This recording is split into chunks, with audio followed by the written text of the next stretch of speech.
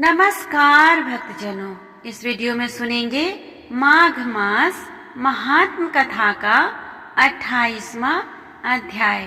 तो आइए विघ्नहर्ता श्री गणेश का नाम लेकर इस कथा को सुनते हैं। वशिष्ठ जी कहने लगे कि हे राजा दिलीप, बहुत से जन समूह सहित अछोद सरोवर में स्नान करके सुख पूर्वक मोक्ष को प्राप्त हो गए। तब लोमस जी कहने लगे, संसार रूपी इस तीर्थ राजा को सब श्रद्धा पूर्वक देखो। यहाँ पर 33 करोड़ देवता आकर आनंद पूर्वक रहते हैं। यह अक्षय वट है जिनकी जड़ें पाताल तक गई है और मार्कंडे ऋषि प्रलय के समय भगवान इसी अक्षय वट का आश्रय लेते हैं। यही शिव जी की प्रिय भगवती भागीरथी है, जिसकी सिद्ध लोग सेवा करते हैं। यह गंगा स्वर्ग के हेतु पताका है। इसका जल पीकर मनुष्य मुक्त हो जाते हैं। हे मुनि, सभी प्राणी इस नदी को यमुना से मिली हुई पाते हैं। इसका संगम बड़े पुण्य से प्राप्त होता है। इसके स्नान से जन्म मृत्यु रूपी दावानल से कोई नहीं तपता, परंतु ज्ञान प्राप्त करके मुक्त हो जाता है। यहाँ पर स्नान करने से सभी प्राणी बिना ज्ञान के भी मुक्त हो जाते हैं। इसीलिए ब्रह्मा जी ने यहाँ यज्ञ करने की इच्छा की थी। इसी संगम में भगवान विष्णु ने स्त्री प्राप्ति की इच्छा से स्नान करके लक्ष्मी जी को प्राप्त किया। यहाँ पर त्रिशूलधारी शिव जी ने त्रिपड़ दैत्य को मारा था और प्राचीन काल में उर्वशी स्वर्ग से घिरी थी तथा स्वर्ग पाने की इच्छा से यहाँ पर ही उसके स्नान करने से नहुस कुल के राजा ययाति ने वंशधर पुत्र प्राप्त किया। यहाँ पर इंद्र ने प्राचीन काल में धन की इच्छा से स्नान किया था और माया से कुबेर के सब धन को प्राप्त किया था। प्राचीन काल में नारायण तथा नर ने हजारों वर्ष तक प्रयाग में निराहार रहकर उत्तम धर्म किया था। यहाँ से जैगाशव्य सन्यासी ने महादेव जैसी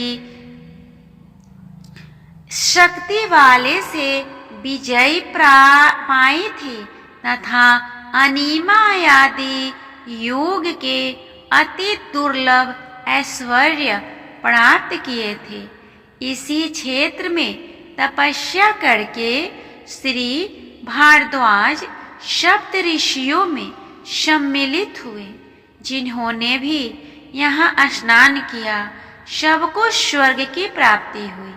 इसीलिए हमारे विचार से तुम त्रिवेणी में स्नान करो। इस स्नान से पहले किए हुए तुम्हारे सब पाप नष्ट हो जाएंगे और संपूर्ण वैभवों को प्राप्त हो जाएंगे। ऋषि के इस प्रकार के सत्य वचन सुनकर सब ही त्रिवेणी में स्नान करने लग गए और उसी स्नान करने से सबकी पिचासता नष्ट हो गई। श्राप से विमुक्त होकर उन्होंने अपना शरीर धारण कर लिया।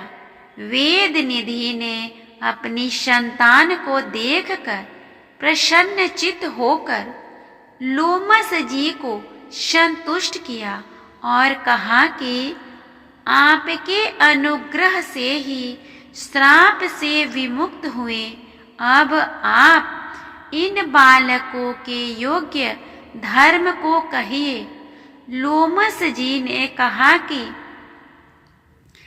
इस युवा कुमार ने वेदों का अध्ययन समाप्त कर लिया है, इसीलिए इन कन्याओं के प्रीतिपूर्वक को कर कमलों को ग्रहण करे।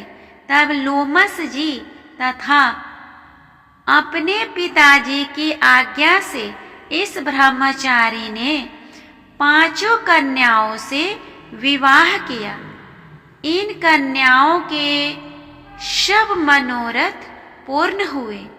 जिसके घर में लिखा हुआ यह महात्म पूजा जाता है, वहाँ नारायण ही पूजे जाते हैं।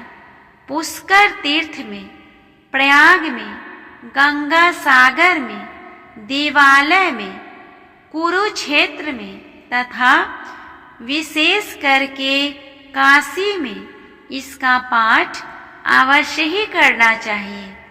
पुरुषार्थ तीर्थ में ग्रहण के अवसर पर इसके पाठ का दुगुना फल मिलता है और मरने पर वैष्णव पद को प्राप्त होता है। इस तरह हमने सुना माघ मास महात्म कथा का 28वां अध्याय। यह कथा आप सभी को कैसा लगा प्लीज कमेंट करके बताएं, और अगर अच्छा लगे तो कमेंट बॉक्स में हरे कृष्णा लिखना ना भूलें। तब तक के लिए मिलते हैं अगले वीडियो में। इसी तरह भगवान श्री हरि विष्णु और माता लक्ष्मी आप सभी पे अपनी कृपा बनाए रखे। ओम नमो भगवते वासुदेवाय नमः।